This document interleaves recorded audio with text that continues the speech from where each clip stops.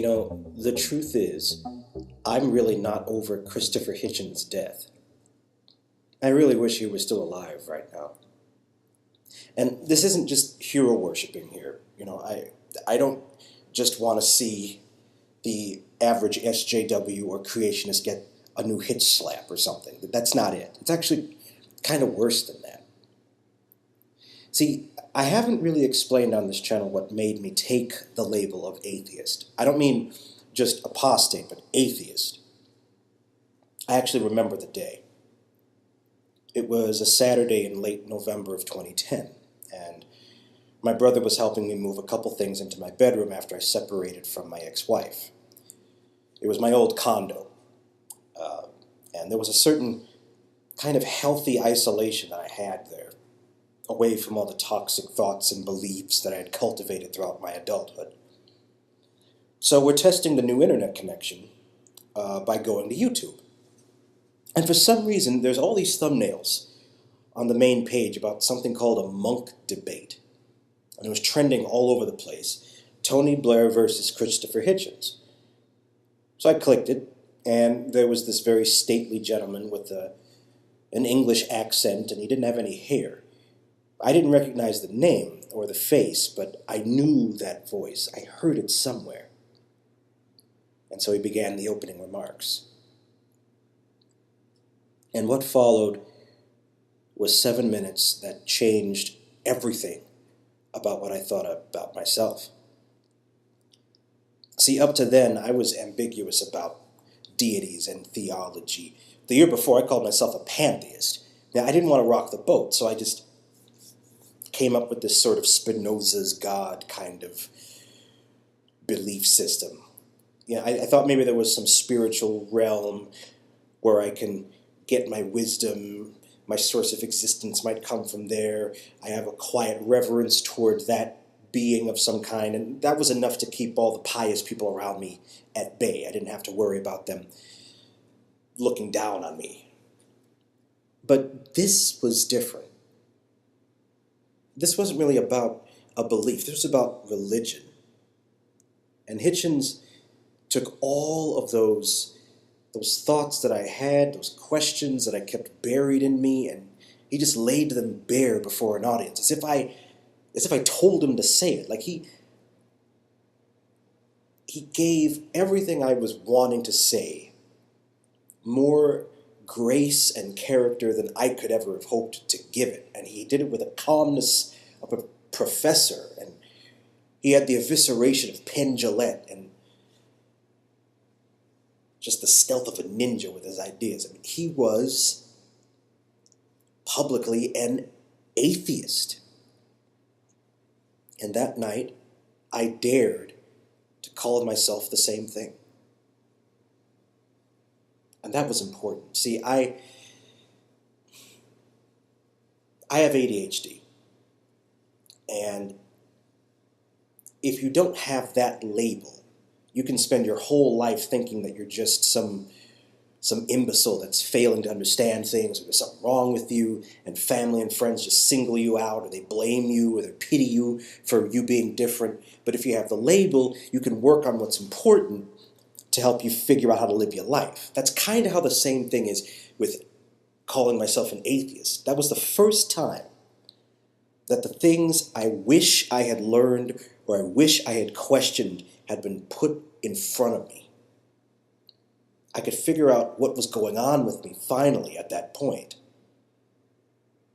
And that was a voice that I wish I had heard in the form of a friend or from my teachers, from family members. I finally realized that the voice of an atheist sounded a lot more like mine than the voice of anybody else. This treble of indignation toward the lies, the injustice, the need for evidence. That was me. I'm no Christopher Hitchens, but at least I knew what category made more sense. See, I was a failure in a lot of things up to that point. I had failed to enjoy teaching. I had failed to be confident about the counseling profession because of this vicious act that I had suffered as an intern earlier that week. Maybe I'll save that for another podcast or another post, whatever you want to call this. I had failed a marriage, right? I had failed to believe in the same God of my parents. I failed to save up enough money to avoid foreclosure on the condo. I was just living in it just until things didn't work out. I failed to lose weight and be healthier. I failed to live up to the standards of these overbearing, abusive music teachers that I had years prior. I felt like I was nothing. But that night, I was something. I was something people didn't want me to be, but that was okay. I was okay being me and being uncomfortable, being the one making people uncomfortable. It was all right.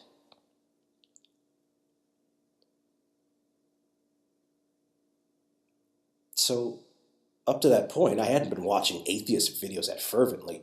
And this was the age of the annoying orange, and Shane Dawson was getting up there, and Sexy Phil and Kev Jumba. You remember those people? I mean, you had to go searching for atheists on purpose back in the day. I mean, you could have gotten that Zeitgeist movie or something, but there were too many tinfoil hat ideas going on.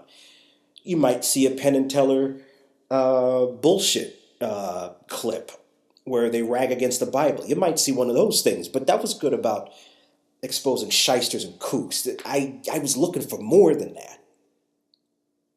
I had to find more. And when I looked at a Penn and Teller clip, there was that voice again. That's where I heard him. That's where I saw that Christopher Hitchens guy. So by that point, I was watching him every day. All I needed was that 7 minutes, and that just spearheaded me. As much as I cared about the people who loved me and wanted me to be well, I'm sorry, none of them were going to help me reach that point. None of them. It was too uncomfortable for them. So that was my journey. Between that night and December of 2011, I was so grateful to catch up. Every day, a new video, a new idea, something different. I caught him just in time. Because see, if he had died a year earlier, I wouldn't have gotten the chance to hope that he'd recover from the cancer that eventually took his life. I was fortunate. And I was ready to ask myself difficult questions. It was the right time. I said, how much of this failure that I'm calling myself is actually because of me? I didn't choose this backwards, insane crap called Islam. I didn't choose the dangerous, filthy environment with rats and roaches everywhere. I didn't choose to be verbally abused by professors. I didn't choose to work for a bunch of illegally low wages, helping out for 2 winters at this particular event. That's another story. I didn't choose a marriage that put me in the mood to stare at knives with this suicidal desperation. I didn't choose that life. I went into things thinking it would be different. I didn't choose the crap that came with it. And I could feel good about myself again, despite what other people thought of me. And unfortunately, after Hitchens led to Dawkins, which led to Harris, which led to Dennett, which led to deGrasse Tyson and all that, after only a couple of months, the inevitable. I learned that he wasn't getting better. I thought maybe he'd be okay because I thought he was a pretty prominent person. He might get good treatment, but then I caught a clip of the Texas Free Thought Convention, and I saw him. And everybody could tell. Yeah, it was over. I kicked myself for not knowing that there was even such a thing as a free thought convention. I didn't know what this stuff was about. I didn't know you could just get a plane ticket and go see the guy. I'm not an Oxford professor. I'm not somebody who he can, debate all these ideas with. I'm just some dude. And can I just take a step back and just say something here? What a horrible kind of cancer you could give a guy like that. The kind where you can barely speak to people. I mean, the irony. Well, anyway, when he died, I didn't get a chance yet to understand that there wasn't a heaven where he could go. I didn't know how to mourn a person as an atheist. So I wasn't good at it. I just sucked it up, cried in private, put a little bland memorial on Facebook, and I didn't bring him up again in conversation. I haven't talked about him at all. I feel like there's a sort of bravery that got lost around that time. Not because Hitchens died, but just around that time, we kind of lost that zest for life. I'm not even really sure how to have that anymore. I wish I had learned that from Hitchens, because he was the kind of person who would keep fighting to the very end. I'm just not that guy. I'm not brave. I'm not proud. I don't have the stamina right now to be anything more than an occasional YouTuber and a guy on food stamps with a temp job. I'm just some person. I don't get book deals.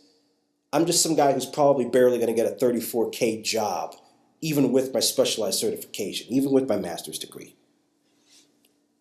I'm not a brave person, okay? I hide behind this avatar because I can't afford some insane fatwa coming down on my friends and family just because I decided to sell a couple of things about the Qur'an, And I can't afford some SJW boss or some coworker who loves to vote for Trump. I can't afford to have that kind of flack on me just because I said something that triggers them. I'm sorry. I can't be that firebrand. And I guess that's why a lot of us chose to be safe about it, which is kind of sad,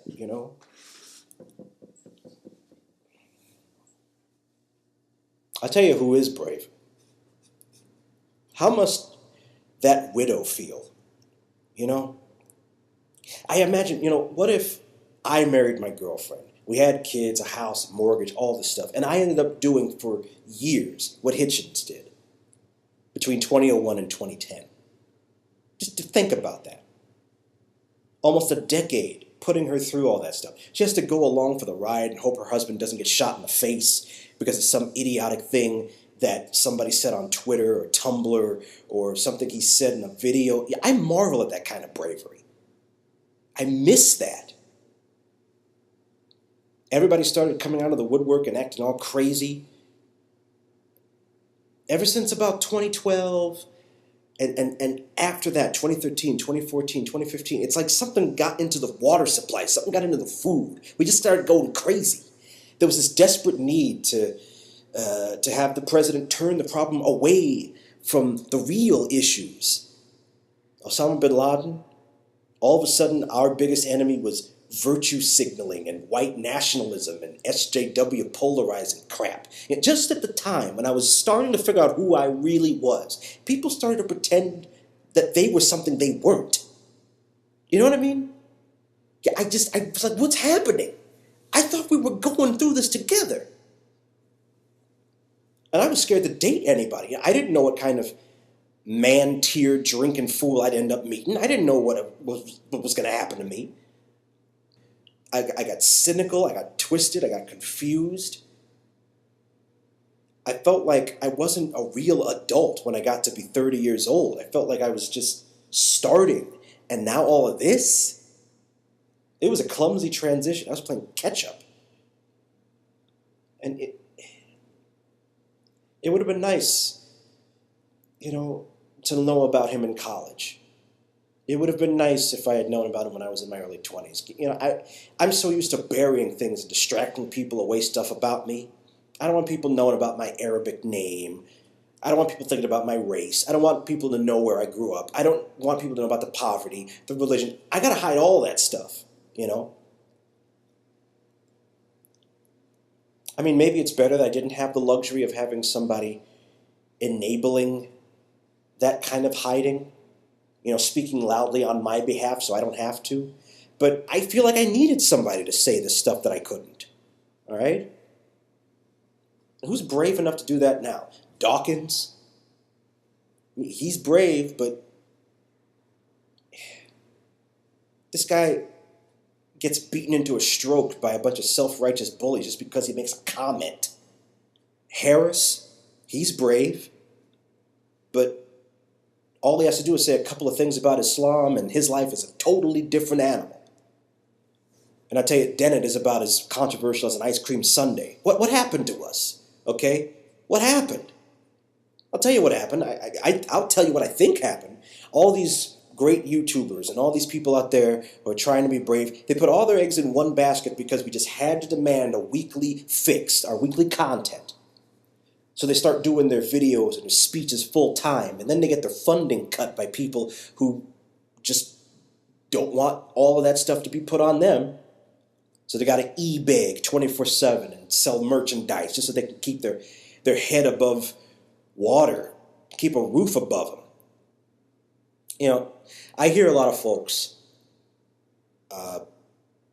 they give ex-Muslims a lot of grief because they don't speak out more. Well, look, now you got one more guy to blame. I'm just not going to do it. I'm going to speak out with this velour, this veil. I'll speak out as long as people don't know my name, where I live, all that stuff, because I'm not going on a circuit. I'm not going to go fishing for book deals. I'm not doing it. Unless I win the lottery or get some hired guards or something, it's not going to happen. I'm not going to be a shyster. I'm not going to be a liar. But I'm not a brave guy, okay? I'm just me. Here's hoping that that'll be enough until someone braver comes along. Until then, this is the guy you get.